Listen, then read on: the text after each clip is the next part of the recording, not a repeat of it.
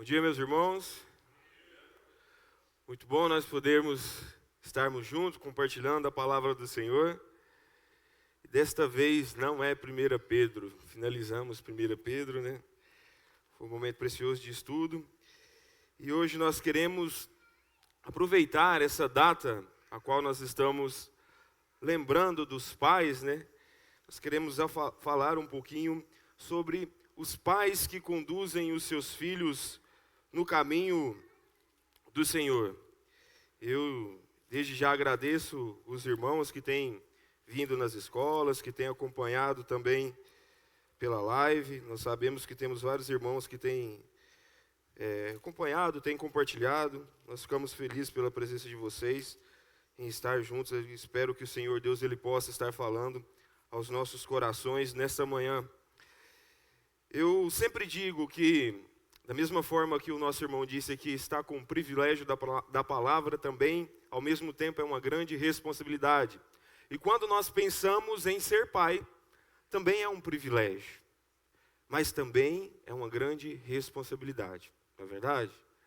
Nós sabemos que quando um filho nasce, nós pensamos em muitas coisas. Logo no início, nós estamos preocupados com a saúde da criança. E vai crescendo, nós vamos tendo preocupações com os estudos. E vai se evoluindo, nós já queremos que o filho tenha uma boa formação, consequentemente uma boa profissão, que seja bem sucedido. Logo mais nós já estamos pensando no casamento. O Elias, quando apresentamos as crianças aqui de braço, bebezinho, ele já ora para o casamento. Já pensando que Deus possa estar preparando a uma esposa idônea, ou um marido que seja temente a Deus para estar ali constituindo uma família, né? Já então pensamos nessas ocasiões. E às vezes nós também pensamos até situações que por algum motivo nós não conseguimos alcançar. Nós torcemos para que de alguma forma os nossos filhos possam estar conseguindo isso na sua vida adulta, seja profissional, seja ministerial, enfim. Nós temos trabalhado, eu digo isso como pai, temos trabalhado para trazer recursos para os nossos lares, para a nossa casa, e também para a gente poder dar o de melhor para os nossos filhos. Comprar uma roupinha, um brinquedo, né, estudos e tudo mais.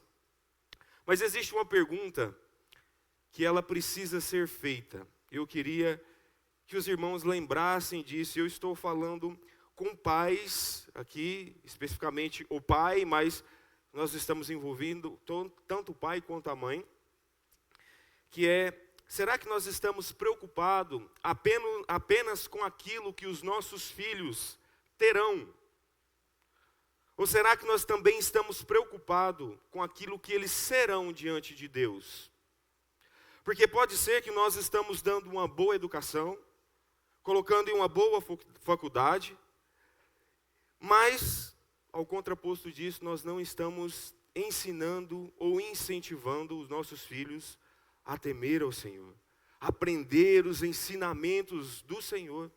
Pode ser que pais têm deixado ou têm se esforçado para deixar grandes heranças, casas, carro, o legado talvez eu ajudei meu filho a formar academicamente falando, mas pode ser que nós não estamos deixando um legado espiritual para os nossos filhos. E isto é uma responsabilidade que nós não podemos terceirizar. É nossa, dos pais. A igreja está aqui para ajudar. Enquanto nós estamos aqui, crianças estão sendo instruídas ali no fundo com a salinha das crianças. Temos discipulados com jovens. Temos estudos que frequentemente nas quartas, nos domingos, para alimentar. A liderança tem prazer em poder aconselhar quando os jovens, quando as pessoas nos procuram. Mas existe uma responsabilidade que Deus concedeu aos pais, muito importante, e que nenhuma outra pessoa pode fazer. Essa responsabilidade é nossa, de conduzir os nossos filhos no caminho do Senhor. Cabe a nós. É responsabilidade dos pais. Então eu quero que vocês abram as suas Bíblias em Jó. No livro de Jó, do verso 1 até o verso 5, nós vamos estar fazendo a leitura. É uma leitura breve. ao qual nós vamos estar vendo como Jó é um homem temente a Deus e como essa vida dele de temor a Deus vai ser repercutida na maneira que ele cuida da sua família e dos seus filhos. Versículo 1 diz: havia um homem na terra de Uz, cujo nome era Jó. Este homem era íntegro e reto, temia a Deus e se desviava do mal. Nasceram-lhe 7 filhos e 3 filhas, tinha 7.000 ovelhas, 3.000 camelos, 500 juntas de boi, 500 jumentas, também tinha muitíssima gente a seu serviço. De maneira que este homem era o maior de todos do Oriente. Os filhos dele iam a casas um dos outros e faziam banquetes, cada um por sua vez, e mandavam convidar as suas 3 irmãs a comerem e beberem com eles. Quando se encerrava o ciclo dos banquetes, Jó chamava os seus filhos e os santificava. Levantava-se de madrugada e oferecia holocausto, segundo o número de todos eles. Pois Jó pensava assim: talvez os meus filhos tenham pecado e blasfemado contra Deus em seu coração. Jó fazia isso continuamente. Que o Senhor Deus esteja abençoando essa palavra, que ela venha surtir efeito em nossas vidas, amém? Nós acabamos de ler uma passagem do livro de Jó. Um livro que é conhecido como muitos como um dos livros de sabedoria, ou um dos livros poéticos, porque ele trata de questões relacionadas da vida do homem diante de Deus. O livro de Jó, talvez vocês já devem ter lido, ele fala sobre o sofrimento, fala sobre a justiça e a soberania de Deus, fala sobre o temor do Senhor, os limites da compreensão humana, trata de várias coisas importantes da relação da vida do homem para com Deus. E nós sabemos que Jó, ele viveu em uma época e em uma região que era a região de Uz, que muitos estudiosos dizem que era uma região que majoritariamente era composta de povos que não temiam o Senhor, povos que eram pagãos e idólatras. Mais ou menos na época em que estudiosos acreditam que Jó foi escrito, próximo à época de Abraão, acreditando-se que, por falar da maneira patriarcal, fala desse Jó como sendo sacerdote do lar. Então acredita-se que muitos na leitura sequencial vê ali que está logo no começo ali da leitura, quando vamos fazer a leitura bíblica, colocam Jó próximo ali de Abraão, antes de Moisés, porque eles acreditam que foi escrito nessa época. E quando nós olhamos para a história de Jó, nós vemos ali um homem que, apesar de viver envolto a esse povo idólatra e pagão, ele não era do povo de Israel, ele não fazia parte da nação de Israel, ele era um não israelita ou um gentil. Apesar disso, do ambiente que ele estava inserido, dele não ser um israelita, ele era um homem que conhecia, era um homem que servia, era um homem que temia ao Deus verdadeiro. Esse é Jó.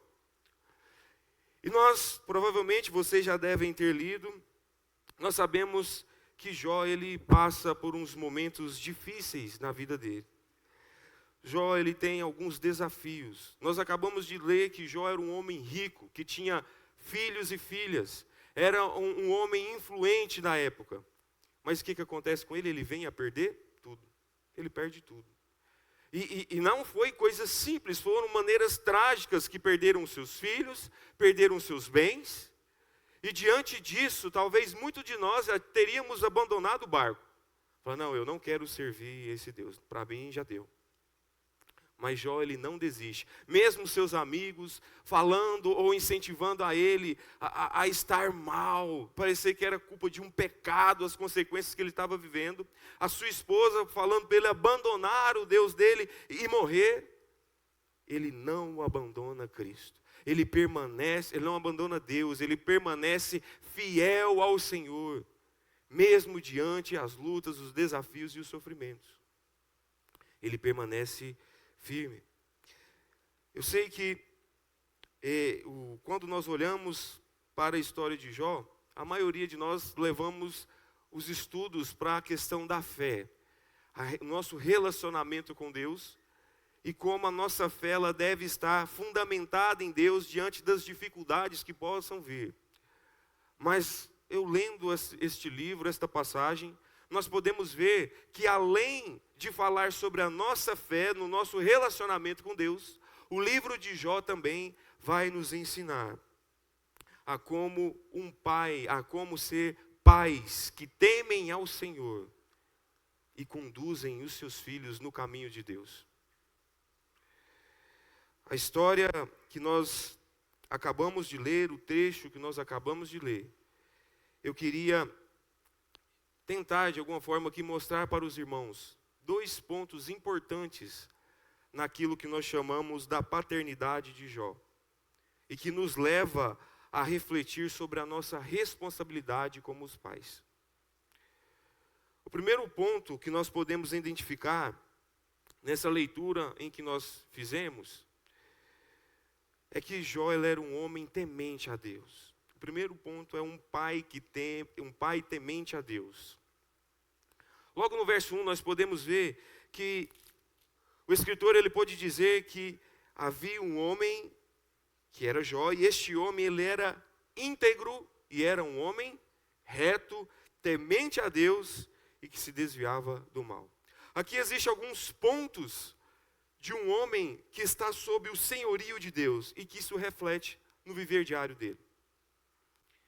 O primeiro que nós vemos aqui quando fala de ser íntegro, integridade, é aquilo que está por dentro. Quando nós falamos de integridade, é algo relacionado ou algo que aponta para a inteireza do caráter, está relacionado com o valor, com os princípios, com o caráter fundamentado no nosso interior. Jó ele não vivia uma vida dividida. A sua fé não era apenas de aparência. Quando nós olhamos para a vida de Jó, nós vemos que a vida dele externava o Deus ao qual ele amava e servia. Hernandes Dias Lopes pôde dizer: ser íntegro é aquilo que você é com a porta fechada. Ser íntegro é aquilo que você é, no qual somente Deus pode ver. Integridade está relacionado com o caráter, com o coração do homem. E a palavra do Senhor define Jó como um homem íntegro. E não somente como um homem íntegro, mas também como um homem reto. Porque a integridade desse homem, aquilo que estava no interior dele, se manifestava na sua vida externa. E isso é ser reto. Alguém que vive de maneira correta, que age de maneira correta diante de pessoas e também para com seu Deus. Quando nós dizemos que alguém é reto, é porque ele está mostrando, ele está externando os princípios, os valores e o caráter de Deus na vida dele para as pessoas afora. Para com Deus, em atitudes práticas. O texto continua a dizer, fala que Jó era um homem que temia a Deus. E quando nós falamos de temor, existe uma palavra na raiz hebraica que o sentido literal dela realmente é temor, de ter medo. Mas quando ela está relacionada com temer a Deus, ela expande o seu significado. E quando nós falamos então sobre temer a Deus, abrange reverência, devoção a Deus, admiração, honra. A vida de integridade e de retidão de Jó não era apenas simplesmente virtudes que as pessoas poderiam ver, mas era fruto de um relacionamento verdadeiro com Deus. Porque quando nós falamos de viver de forma íntegra, de forma reta, externando os princípios e os valores que existem no nosso coração condizente com Deus, precisa haver verdadeiramente um relacionamento íntimo com Deus. Senão, dificilmente pais, homens vão conseguir mostrar isso. Um outro ponto que fala é que Jó se desviava do mal. A ideia é que esse temor a Deus que ele tinha, um homem íntegro, reto, temente a Deus, se expressava de uma maneira que ele desviava do mal. Não era apenas evitar determinadas práticas, erros, problemas, não. Mas havia uma postura em Jó, com que fazia ele afastar do mal. Desviar, passar longe. Da última vez que nós estávamos falando aqui um estudo, nós falamos sobre não andar em caminhos escorregadios. E essa ideia, Jó se desviava, passava longe, mudava o curso, por conta que ele era um homem que temia o Senhor. Procurava viver de uma maneira que honrava o Senhor. Sabendo que o Deus poderoso tinha poder e autoridade também para julgar com juízo e com sua mão poderosa. Mas também que ele deveria viver de uma maneira que honrasse o seu Deus. Essa eram algumas das características de Jó. Um homem temente a Deus. E eu queria deixar algumas perguntas para nós estarmos respondendo. Será que nas nossas casas, nós pais temos sido referenciais para os nossos filhos? Será que quando eles olham para nós, eles conseguem enxergar uma figura de homens íntegros, retos, que não tem nada a esconder? Será que podem acessar e ver o que você tem visto? Podem seguir o seu exemplo? Podem trilhar o seu caminho? Será que as nossas atitudes, e eu me incluo nisto aqui, as atitudes como pais, elas refletem pessoas que temem ao Senhor, que desviam do mal, que passam longe das coisas que entristecem o coração do Senhor? Perguntas que nós temos que fazer uma autoanálise e colocarmos diante do Senhor com o coração abertos. Nós precisamos entender, pais, que os nossos filhos, eles têm olhado para nós como referencial. E se, porventura, sua vida não tem demonstrado marcas de servos de Deus, de homens e mulheres tementes ao Senhor, está na hora de mudar. De pedir ao Senhor para que mude essa situação. E talvez eu estou falando com pessoas que ainda não têm Cristo como Salvador.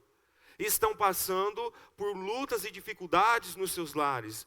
Estão vendo o seu lar desmoronar. Eu vi uma plaquinha quando a construção ela está condenada, fica lá, perigo, risco de desmoronamento. Talvez o seu lar está desse jeito, com perigo de ser destruído, porque a sua base não está fundamentada em Deus. Então dificilmente os problemas aonde o Espírito Santo vai agir nos ajudando a lidar com amor, com paciência, a mudar o jeitão bruto, ranzinza, às vezes aquele jeito que ofende, que machuca, pessoas que não trazem bons exemplos para os filhos, pelo contrário, não são fiel no seu relacionamento, não têm honrado o seu papel como um líder do lar. Eu quero dizer para você que existe um meio de mudar toda essa situação. E isso se encontra em Cristo Jesus. E eu digo isso para as pessoas que talvez também estão frias na fé.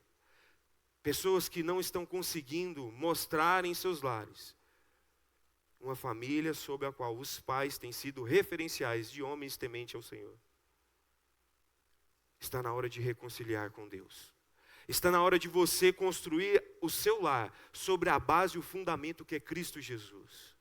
E hoje você pode fazer isso. Você pode ter Cristo vivendo no seu coração. Você pode ter um relacionamento verdadeiro com Deus, a qual Ele vai te ajudar diante dessas lutas, diante dessas aflições que você tem passado em casa, no seu lar.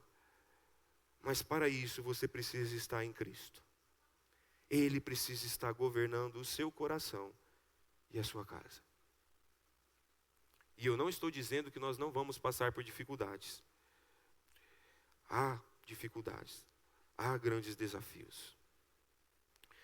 Eu também queria falar com você que tem caminhado nos caminhos do Senhor, que tem lutado contra as grandes dificuldades, tem passado por altos e baixos, mas não abandonou a fé, continua servindo, tem se esforçado para ser um referencial, tem chamado a sua família para estar cultuando, orando, lendo, mas tem enfrentado lutas, oposições, fraquezas pessoais, lutando contra vícios e dificuldades.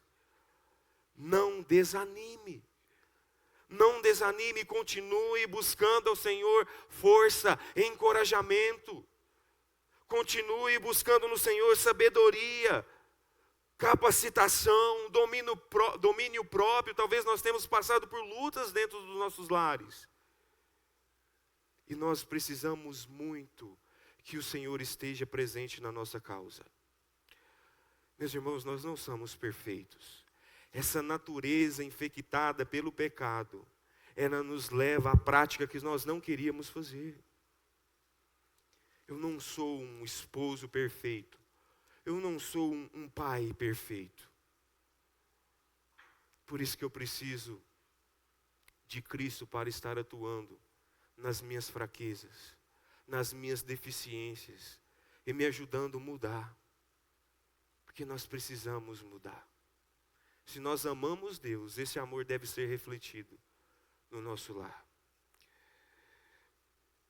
O escritor pode dizer: pais, os nossos filhos não precisam de pais perfeitos, mas eles precisam de pais que apontem para um Deus perfeito. Quando nós falhamos, meus irmãos, nós precisamos ter a humildade de reconhecer: filho, papai errou. Minha esposa, eu errei aqui. Me perdoa. É uma palavra difícil de falar, né? Eu também preciso da graça de Cristo para me ajudar. Esses dias, há um tempo atrás, eu tive que fazer isso. E é doloroso, porque parece que a gente destruiu parte daquilo que a gente estava construindo no coração dos filhos. Meu filho, papai errou aqui. Vai mudar. Vai ser diferente. Nós precisamos muito de Cristo em nossas vidas. E se você não tem esse Senhor e Salvador no seu lar, eu espero que você esteja com o coração aberto para que Cristo ele possa habitar em sua vida e começar a transformar a sua vida em você e também no seu lar, dentro da sua casa. O temor de Jó, ele sendo um homem íntegro, reto, que se desviava do mal, também ele pôde ser observado na maneira que ele conduzia a sua família e os seus filhos. Então isso nos leva ao segundo tópico, que é um pai que conduz seus filhos diante de Deus. Ou pais que conduzem os seus filhos diante de Deus. No verso 4 e 5, nós podemos observar que Jó era um homem rico, que ele tinha condições de dar aos seus filhos o melhor, né? Eu imagino os filhos de Jó vivendo em casas muito boas. Alguns falam que é tenda, mas fala que veio uma tempestade e levou o telhado. Eu acredito que então Jó era um dos primeiros que tinha as casas construídas com todas as estruturas. Jó era um homem de posses. Seus filhos provavelmente tinham as melhores casas, tinham os melhores veículos, os veículos do ano, os veículos de tração animal, né? O cavalo que puxava aquela carroça top demais. Eles davam um rolê ali nos vales de Edrom ali. Acredito que ele tinha, como fala que ele tinha muito gado, camelo, provavelmente cavalos. Ele tinha o melhor para oferecer aos seus filhos. Ele tinha a condição de frequentemente dar banquetes. Nós lemos isso, que eles reuniam os filhos e ofereciam-lhe banquetes, grandes banquetes entre as suas famílias. Eu acredito que muitos de nós talvez queríamos poder oferecer algo nesse sentido, mas não temos talvez essa mesma condição. Mas o que nós podemos observar aqui é que o maior legado que Jó deixou para os seus filhos não foi os seus bens, nem a riqueza, mas foi um exemplo de um homem que temia a Deus. Eu sei que a maioria de nós temos trabalhado para, de alguma forma, cuidar da nossa família. Ter uma condição mínima para fazer algo para nossas esposas, para os nossos filhos, para o nosso lar. Isso são coisas legítimas.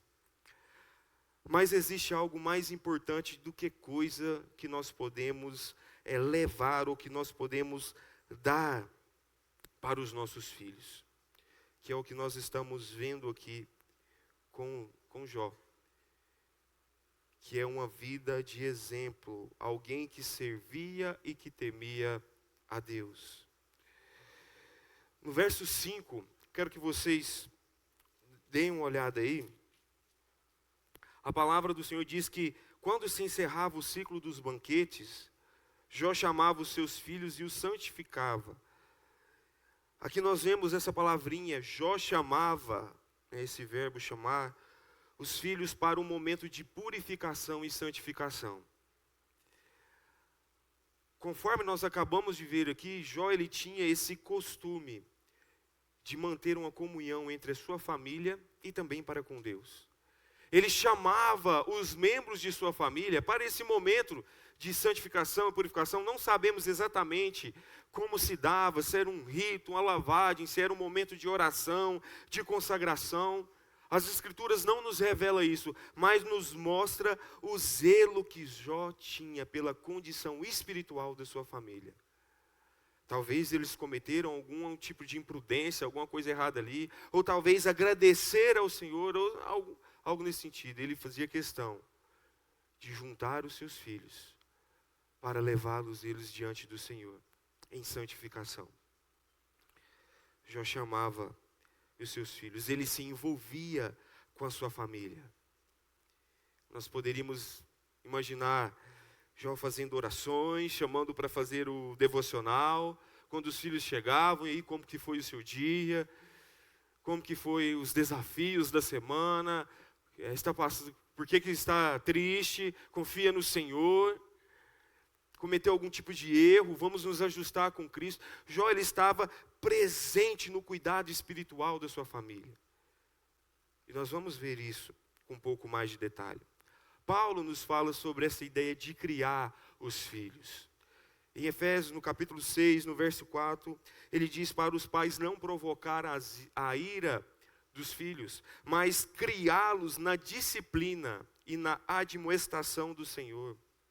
Ou seja, nós temos esse dever de criar os filhos, conforme também Provérbios diz, no caminhos do Senhor, na instrução do Senhor. E quando for preciso corrigir, mas de acordo, qual que é o parâmetro? No Senhor. Jó preocupava, tinha um zelo muito grande pela sua família. Momentos de comunhão, momentos de oração, momentos de apresentar eles diante do Senhor. A passagem de Jó nós podemos ver algo assim muito interessante também. No verso 5 fala que ele levantava de madrugada e oferecia o holocausto segundo o número de todos eles. Nós podemos ver que aqui deixa claro que Jó ele tinha uma preocupação muito grande pelos seus filhos.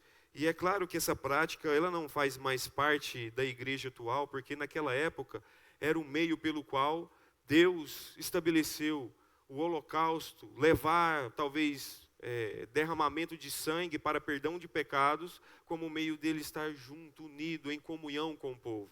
Mas depois do advento Jesus Cristo, ele é o Cordeiro de Deus que tira o pecado do mundo. Ele derramou o seu sangue numa cruz. Isso foi de forma definitiva e perfeita. Não precisamos mais levantar holocaustos e matar, sacrificar animais para o perdão de pecados dos nossos filhos. Cristo veio e agora ele nos mostra que ele é aquele que derrama o seu sangue por nós, para perdão de pecados. Mas isso não isenta nós de estarmos orando pelos nossos filhos, de estar apresentando os nossos filhos diante do Senhor, de levarmos os nossos filhos a Cristo, este que derramou o sangue e este que pode perdoar pecados. E Jó levantava de noite, ia lá interceder pela sua família. Ele levava a sério porque ele sabia que se aqueles filhos não tivessem sobre o senhorio de Deus, provavelmente o destino seria a ruína. E tem uma expressãozinha aqui que nós não podemos deixar passar rapidamente, que assim Jó continuamente. Ele não fazia num momento específico, quando algum problema surgia.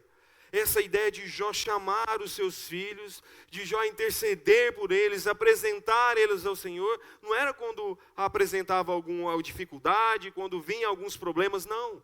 Mas era algo que ele fazia diariamente. Continuamente ele estava fazendo. E nós devemos fazer isso pelos nossos lares, pela nossa família. Será que nós estamos conduzindo a nossa família, os nossos filhos no caminho do Senhor? Será que nós temos tirado tempo para estar orando, para estar ensinando a palavra do Senhor para a nossa família, para os nossos filhos? Qual é a frequência que nós temos feito isso? Meus irmãos, isso é fundamental. Isso é preciso.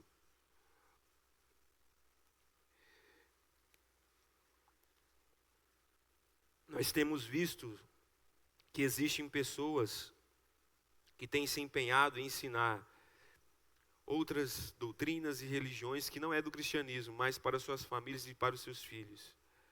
Decoram as suas leis, os seus princípios, os seus morais. E o povo cristão está perdendo isso. De inculcar na cabeça dos seus filhos, de colocar nas portas da sua casa, de estar sendo uma prática recorrente nos seus lares, destruir as nossas famílias no caminho do Senhor. Nós precisamos fazer isso continuamente. No curso de aconselhamento bíblico, o qual eu estou fazendo, tem um servo do Senhor, Onéias, o nosso professor. Ele é um pastor batista. E inclusive eu peço que os irmãos, caso não lembra do nome, eu lembro do pastor que o Alisson pediu para estar orando lá. Ele tem enfrentado uma luta, a esposa dele tem lutado contra o câncer. Uma luta terrível, difícil. E tinha até o risco, que ela estava grávida, de perder a sua filhinha. Mas pela graça de Deus, eles conseguiram que a menina nascesse saudável. E agora estamos orando para que Deus possa agir na vida da esposa dele. Esse irmão, ele nos contou um momento em que sua filha mais nova estava fazendo algumas artes, teimando, desobedecendo, e cometeu um erro. E o Onéias, ele pegou a sua filha, e provavelmente ela pensou, agora que eu vou ser corrigida, ele vai me colocar de castigo, ele vai me corrigir de uma maneira um pouco mais severa. E ele catou a sua filha e levou para uma sorveteria. Falou, pode escolher o sorvete. E ela foi, pegou o sorvete, tomou. Ela perguntou, pai, eu não estou entendendo. Eu cometi um erro, eu cometi algo que eu deveria ser punida. Mas o senhor está fazendo bem para mim? Ele falou assim, minha filha, isso é graça. Isso é favor imerecido. Você não merecia esse sorvete. Da mesma forma que nós, pecadores, não merecíamos o amor de Cristo. Mas a graça, ela nos atinge mesmo nós não merecemos. O papai está fazendo isso para que você possa valorizar mais a Deus. E aprender que a graça do Senhor, ela nos alcança, mesmo quando nós erramos. Mesmo quando nós somos pecadores.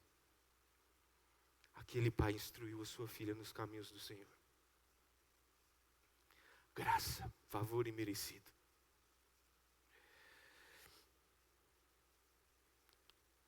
Algo que tem levado a minha vida a estar cada vez mais buscando ao Senhor, mesmo diante de dificuldades, lutas, acertos e erros, é entender que nós precisamos cuidar da nossa família, cuidar dos nossos filhos. Conduzi-los ao caminho do Senhor, porque se nós não fazemos isso, pode ter certeza que o mundo vai conduzir eles para uma via destrutiva, para longe de Deus, para longe dos caminhos do Senhor. Por isso é vital nós pais, estarmos orando para que Deus nos capacite nessa grande missão, para nos estar ajudando a criar os nossos filhos, a sermos bons pais, a estar ajudando os nossos filhos, conduzindo, lendo, fazendo devocionais, trazendo as reuniões. Nós entendemos que às vezes vai até ter momentos que o filho ele não quer vir, ele não quer vir nas reuniões, está dormindo, acordou, foi dormir tarde, não queria ir na reunião, mas vai lá, insista, vamos, nós precisamos ir. É importante nós estarmos na reunião. Nós vemos que isso era o que Jó estava fazendo com seus filhos. Meus filhos, vem aqui.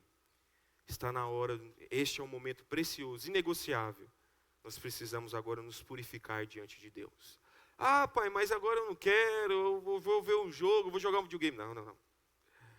Esse aqui, você vai comigo. Enquanto estiver aqui sobre o meu lar, na minha casa, nós temos um objetivo, que é servir ao Senhor. E você precisa estar comigo. Queria caminhar para as nossas conclusões, pensando que nós entendemos que uma vida de integridade, uma vida de retidão, uma vida que se desvia do mal, ela só poderá existir se realmente haver um relacionamento vivo com Deus. Um relacionamento real com Deus. E que forma isso acontece? Mediante a Jesus Cristo. No momento em que Cristo, Ele habita em nossos corações, no momento que você é alcançado por esse Evangelho, Ele transforma as nossas vidas. E isso não fica somente no que nós podemos ser diante do Senhor. Homens salvos, talvez tentando agora viver em integridade e retidão. Mas isso vai ser demonstrado da maneira que nós vamos cuidar do nosso lar, da nossa família e dos nossos filhos. Se nós queremos ser bons referenciais, nós precisamos primeiramente amar a Deus, sermos aperfeiçoados no Senhor. Nós devemos lembrar que os nossos filhos, eles precisam de pais que apontem para um Deus perfeito. Não esqueça disso. E hoje, diante desta mensagem, eu queria deixar aqui alguns desafios para nós. Nós sabemos que nós não podemos salvar os nossos filhos. Nós não podemos produzir fé no coração deles. Porque se nós pudéssemos, nós costumamos falar isso aqui nas reuniões de evangelismo. Se nós pudéssemos pegar o Evangelho de Cristo e abrir o seu coração, enfiar ele aí, nós faríamos isso. Mas não adianta. Nós não podemos fazer isso. Nós não podemos nos colocar no lugar de Cristo. Só Ele pode fazer a salvação, só Ele pode produzir essa novidade de vida na sua vida, na vida dos nossos filhos, dos netos, dos seus familiares. Mas nós podemos fazer algo que nós aprendemos aqui com a passagem de Jó. Conduzir os nossos filhos no caminho do Senhor. Nós podemos fazer isso. E nós temos o dever de fazer isso. E nós também podemos continuamente, diariamente, apresentá-los a Deus em oração. Orar pela nossa família, pelos nossos filhos, orar por nós também, para que nós possamos estar conseguindo executar essa missão. Ore pela conversão dos seus filhos. Ore para que eles amem a palavra do Senhor. Ore para que tenham temor ao Senhor. Ore para que os seus filhos sejam guardados do pecado. Ore para que Cristo seja o bem mais precioso na sua vida, na sua família e na vida dos nossos filhos. Nós precisamos estar levando isso como uma prática diária e contínua em nossas vidas. Não somente ouvir algo nesse sentido, de como os pais devem conduzir os seus filhos no temor do Senhor, mas nós olharmos para o nosso Cristo que nos amou, e esse amor nos levar a nos esforçar diariamente, para que essas verdades, esses pontos, sejam evidenciados na nossa vida. Eu sei que não é fácil, é uma grande missão. Enquanto nós estávamos louvando aqui, o Matias já estava correndo no banco aqui, e a Gleice estava ajudando ali na cozinha, e o perigo de correr lá para a rua, e a gente corre, tenta aqui, corrige de um lado e vai do outro, e tem uns irmãos que nos ajudam, mas nós sabemos que é uma grande missão.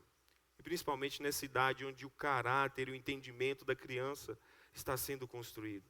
É vital nós estarmos alimentando Cristo na vida deles. As historinhas, os louvores de palavras do Senhor cantada, as imagens, os desenhos, tudo isso que vai fundamentar a palavra do Senhor na vida deles. Que o Senhor Deus ele possa estar nos ajudando, nos capacitando. E talvez nós temos algumas dificuldades, talvez temos pessoas que não têm Cristo como Salvador e falam, olha, eu queria poder ter Cristo como alicerce e fundamento do meu lar. O meu lar está passando por momentos conturbados e eu preciso de Deus. Nós temos todo o prazer de conversar com você e te apresentar esse evangelho que transforma e muda as vidas e muda o seu lar. Pode mudar a situação do seu lar. Que o Senhor Deus ele esteja aplicando e cravando em nossos corações a mensagem desta manhã. Amém?